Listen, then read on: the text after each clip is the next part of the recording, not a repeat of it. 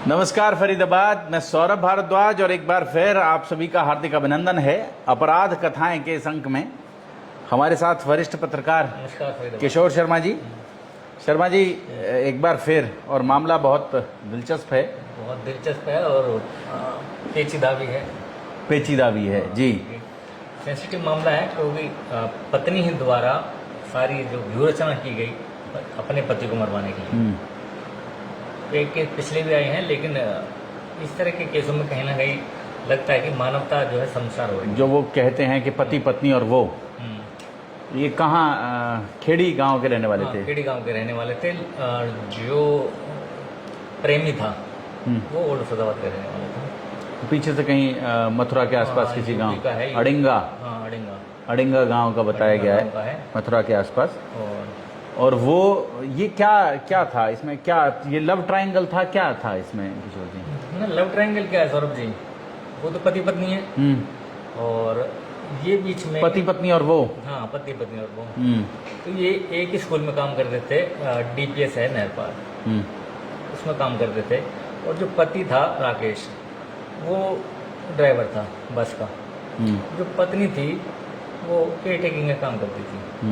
और वहीं पर एक लड़का क्या बंटी नाम है? बंटी जी, जो केयर टेकिंग का साथ में काम करता था जी। उसकी जो वाइफ थी उसके साथ वो केयर टेकिंग का काम साथ में करते थे।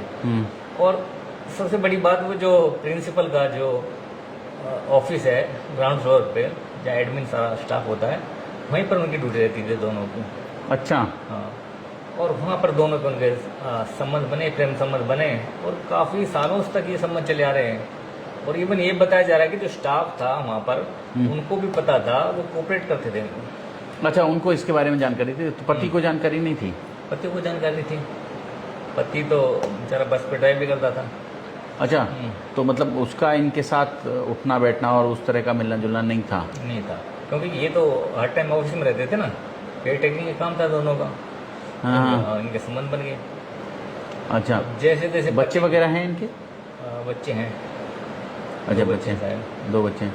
लेकिन जैसे पति को पता चला तो उसने अपना रोकथाम शुरू की और फिर उन्होंने प्लानिंग की कि इसको रास्ते से हटा देते हैं। क्योंकि दिक्कत करने लगा पति, तो इन्होंने प्लानिंग करके फिर उसको रास्ते हटा दिया पति को। तो कैसे हुआ, कैसे इन्होंने ये वारदात को अंजाम दिया?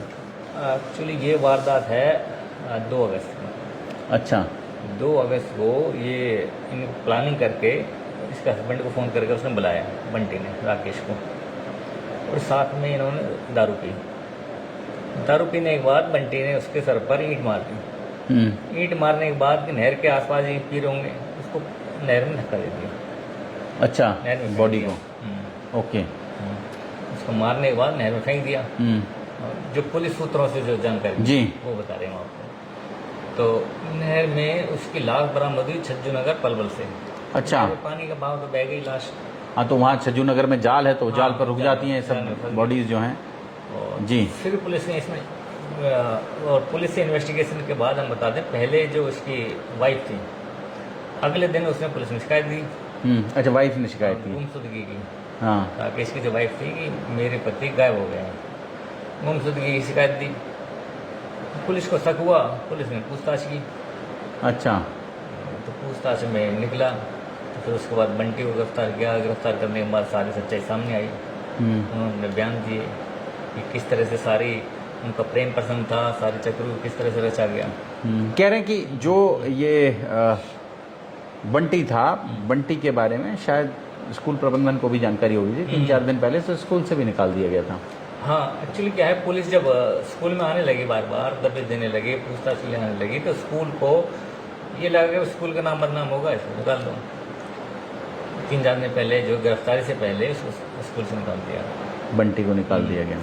ये आपको ध्यान होगा, खबर चलाई थी आपने पीढ़ी में, कितने कॉल थे एक दिन में? कितने हजार? 1000 कॉल्स थे। तो ये वही मामला है। अच्छा, 5000 कॉल्स, 4000 कॉल्स, कितना था एक दिन में? अच्छा, ये वही सेम मामला है, गुमशुदगी जो हुई। हाँ, वही है। ओके, तो अभी इसमें पूरे मामले में पुलिस ने दोनों को गिरफ्तार कर लिया है। महिला है वो भी गिरफ्तार हो गई, महिला भी और गिरफ्तार जो है। प्रेमी है प्रेमी भी गिरफ्तार हो ये बंटी वो भी गिरफ्तार है। बंटी है वो भी गिरफ्तार हो गई। आमतौर पर किशोर जी ऐसा क्या होता है, ये जो इस तरह के मामले होते हैं इनमें ऐसा क्यों हो पाता है कि आमतौर पे पति निरीह प्राणी की तरह उसकी मौत हो जाती है? सौरभ जी ये मतलब कहीं ना कहीं सामाजिक पतन की ओर हमारा समाज जा रहा है। इस तरह की घटनाएं ना समाज में बहुत कम देखने को मिलती हैं। और नहीं बढ़ रही हैं, अब तो ये लगातार बढ़ रही हैं। हाँ, बस पहले बता रहा हूँ जो सामाजिक ताना बाना था वो अब बिगड़ने लगा है। पहले इस तरह की घटनाएं बहुत कम होती थी, इस तरह की वार्ता सुनने में नहीं मिलती थी कि पत्नी ही अपने पति की मौत का चक्रव्यूह रचे। लेकिन अब एकल परिवार हो रहे हैं या जो बाहर जो लेडीज जो जिस तरह से बाहर ज़्यादा जाने लगती हैं, ओपननेस थोड़ी हो गई है, उसकी वजह से इस तरह के मामले भी बढ़ने लगे हैं। और ठीक है, प्रेम प्रसंग भी हो गया, लेकिन बहुत सारे मामले हम देखें कि प्रेमी के साथ मिलकर पति को हटा दिया, रास्ते से हटा दिया। बहुत सारे मामले आ रहे हैं अब तो, मतलब नॉर्मल रूटीन मानने लगे इस तरह के मामले में, नॉर्मल रूटीन में आने लगे हैं। बहरहाल फरीदाबाद घटना बड़ी है और पुलिस ने बड़े एफर्ट्स भी किए हैं इसको लेकर। सौरभ जी जो ये है ना अपना सुप्रीम कोर्ट का जो ऑर्डर है कि भाई ये पति कहीं बाहर संबंध बनाए तो उसमें कोई आपत्ति नहीं है, पति संबंध बनाए, इस तरह से आज़ादी की जो वो दे दिए, उसका कहीं बहुत बड़ा रोल है। क्योंकि पहले क्या था पत्नी कहीं नहीं, लेकिन किशोर जी ये एक बड़ी बहस है, ये एक बड़ी बहस है। बड़ी बहस इसलिए है क्योंकि पत्नी जो है वो प्रॉपर्टी नहीं हो सकती पति की। हाँ, पति की किसी क्यों? कैसे हो जाएगी आप बताएं? आपकी कोई वो वस्तु है, उसकी अपनी इच्छाएं नहीं है, उसकी अपनी इच्छाएं नहीं। देखिए बिल्कुल ठीक है आपकी बात। नहीं तो इस तरह के जो कानून Crime सामाजिक रूप से बेशक इन चीज़ों को मान्यता नहीं है, लेकिन कानूनी मान्यता इन चीज़ों को है। आप कहीं जा रहे हैं, स्वच्छंद हैं, आप किसी के साथ 18 साल से ज़्यादा उम्र के हैं, आप कहीं भी जा सकते हैं, किसी के साथ भी जा सकते हैं। जो आप कह रहे हैं ना कानूनी स्वतंत्रता, वही इस वाली स्टोरी में तो कोई बता रहा था वहाँ जो स्कूल के वॉशरूम थे वही इस्तेमाल होते थे। बिल्कुल, इवन स्कूल के वॉशरूम तक इस्तेमाल किए जाते थे, जो संबंध बनाए जाते थे दोनों के, वो स्कूल के वॉशरूम थे, वो यूज करते थे। वहीं हाउसकीपिंग में लगे रहते थे तो वहाँ हाउसकीपिंग में थे।